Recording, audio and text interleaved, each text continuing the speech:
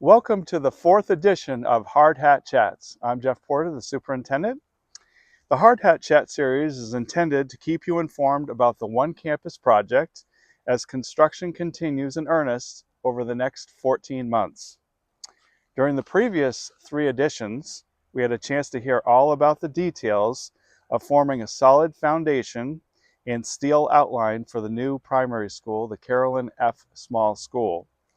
We also had a chance to hear about the progress at the MIW addition down the road. Once the foundation was completed this winter, the project's focus over the last couple of months has been developing the visible outline or imprint of the new school building, as you can see around me. How is this done? With steel, of course, and lots of it. Today, JHS student host Camden Burke chats with contractors from Great Falls Construction about steel and how to put steel up and everything that goes into forming the outline of this building. So let's join Camden for this edition of Hard Hat Chats.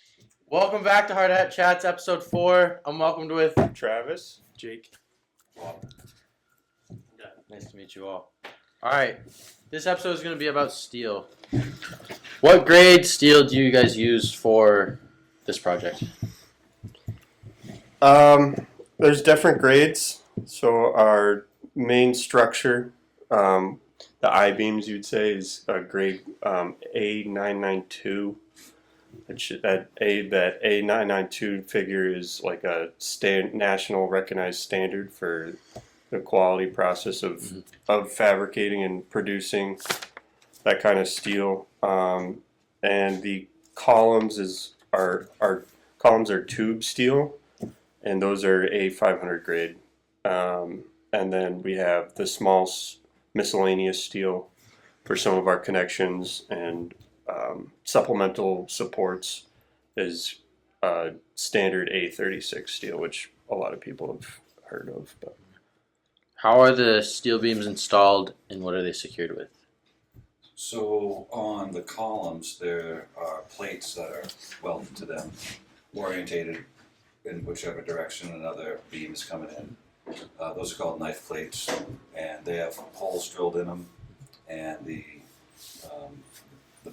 other beams coming in or members coming in have the same hole pattern as well, so they get bolted together. They're hoisted with a crane, and iron workers are there with a lift or on a ladder to secure them together. Nice. I was gonna say it's a bolt connected is usually the term, and they use like an impact wrench to make the nuts snug tight, so there's contact between the nut and the steel. How high of a yield or tensile strength does this steel have? It's like a lot. Oh, Go ahead, Travis. That's all you. I had to use Google because it's not like common knowledge, but I guess for the viewer to get kind of an idea of what these beams can have, I would say a yield strength of a typical beam was about 50,000 pounds per square inch, and tensile. So in tension is about 65,000 pounds per square inch, and our columns, our tube steel columns, are a little bit less. There's a little bit less steel on them, but they are a little lighter, so they have a higher strength to weight ratio. Those are about 45,000 yield pounds per square inch, and tensile is about 60,000 pounds per square inch. Compare that to like our concrete, which is very rugged too. Yeah. I mean, a mixed design typical is like 4,000 pounds per square foot. So 50,000 pounds per square inch is A lot. a lot more. Where does this product come from? So raw materials. So there's a lot of earth materials that are mined. Different kinds of metals that come into this. It's like a whole composition. They get mined all over the world. Those are raw materials that come from Africa, China, Brazil. Um, that gets mixed with like recycled scrap steel into a furnace, and those furnaces are at our steel plants, and those are manufactured in the U.S. And they kind of come from all over the U.S. I would say I don't have the mill reports yet from this school, but the Mabel Wilson had steel sourced from plants in South Carolina, Arkansas, Virginia. They ship them over to our contractor's shop, which is in I think Greenland, New Hampshire. They have a big shop, but they take them in their shop and then they fabricate them, cut them, welding, all that specifically for this project. And they kind of they have to, in a way, have to have a streamline of steel come in throughout of standard sizes. That's what the engineers design around, is these standard sizes of steel. So they'll streamline in a whole bunch of steel before this project even takes off. So they just have a stock of it. So when they do win a project like this, they can quickly fabricate in their shop and kind of speed up the process by already having steel on hand. So they'll just take in steel from all kinds of sources. Also, the lock-in prices too, right? Prices of that stuff changes Yeah, daily, if not hourly, right? Yeah. So that's why they need to have a lot on hand when they need it.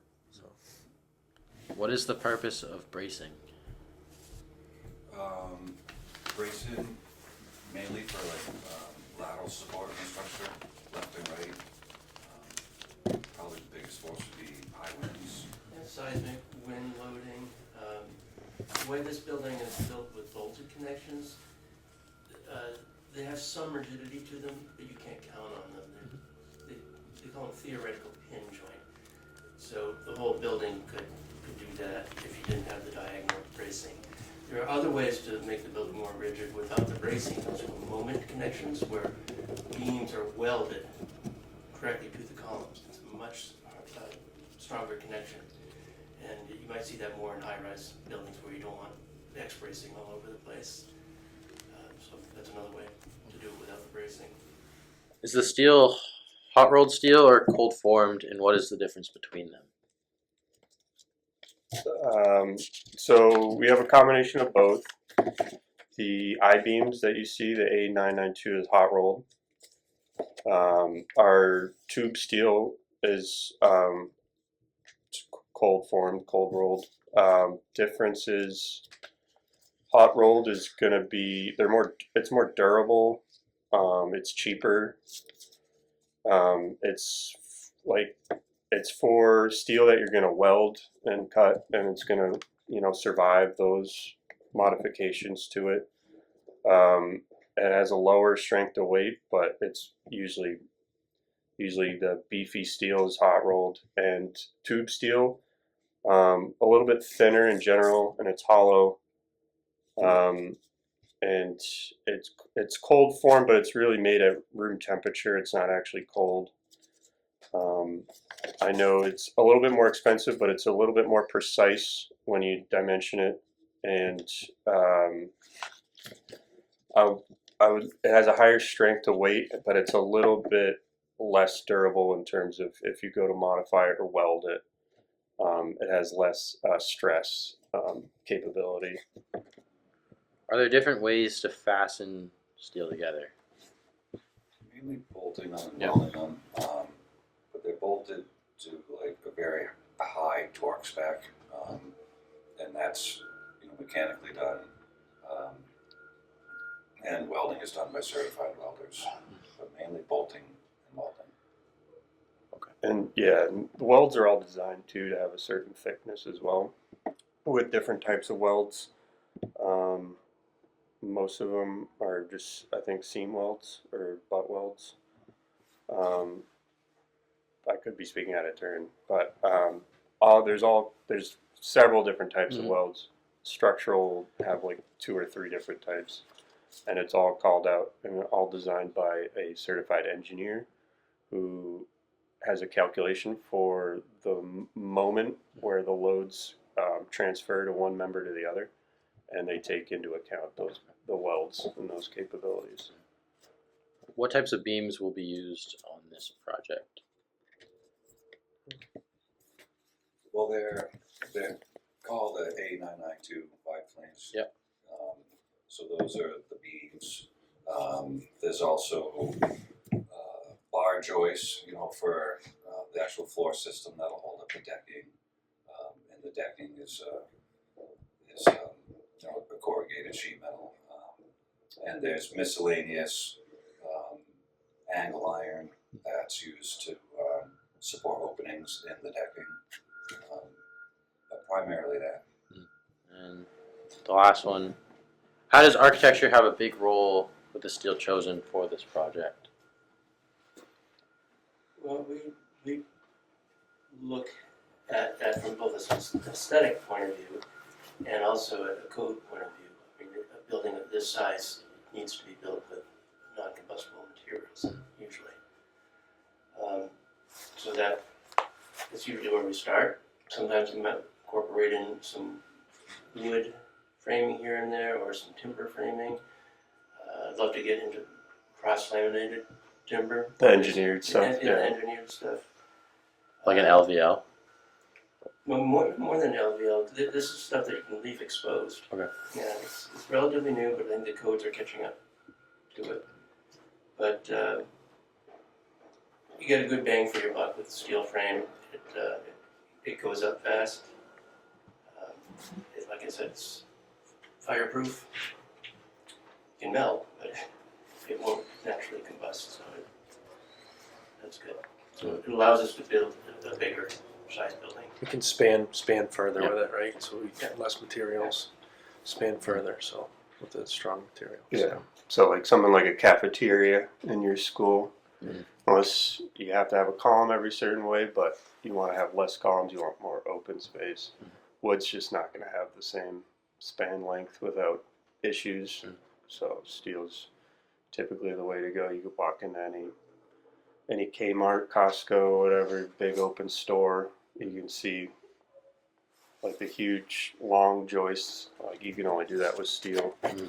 I would say touch on Doug's point. Also function of the building too. Depends what I would say school in terms of construction is one of the lighter loads requiring. You get into certain industries that have heavy equipment or like parking garages or anything that's got to be steel. Like that's just higher strength of weight.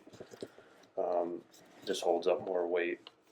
That's simple as that. Thank you for watching. We'll see you on the next one.